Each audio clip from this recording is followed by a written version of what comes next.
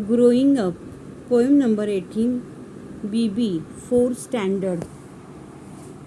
यामध्ये आता आपल्याला बघायचं आहे एक छोट्या फ्रॉकची कविता आहे आणि बटरफ्लायची पण आहे. याच्यात एक सायकल आहे, म्हणजे फ्रॉकची लाईफ सायकल कशी असते त्यावरतीच ही स्टोरी आहे, म्हणा पोयम आहे means. So we will see now poem.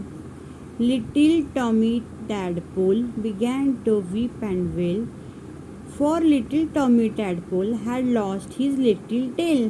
छोटा बेबी फ्रॉक असतो ना, तो त्याला टेल असती, नंतर तो जेव्हा मोठा होतो त्याला टेल नसती आहे. तर ती कवितेच्या रूपाने, पोएमच्या रूपाने आपल्याला हे सांगितली आहे. And his mother didn't know him as he wept upon a log. Log म्हणजे लाकडाचं आहे ना, ह्याच्यावर बसलेला आहे तो रडत.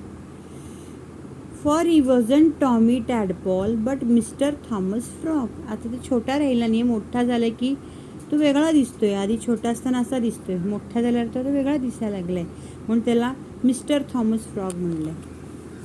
The butterfly no, the fuzzy little caterpillar curled upon a leaf made herself a chrysalis and then fell आस्लीप.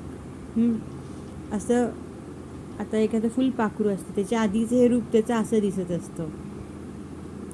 तर ते झोपला, नंतर काय होतं, while she was sleeping she dream that she could fly and later when she woke up she was a butterfly.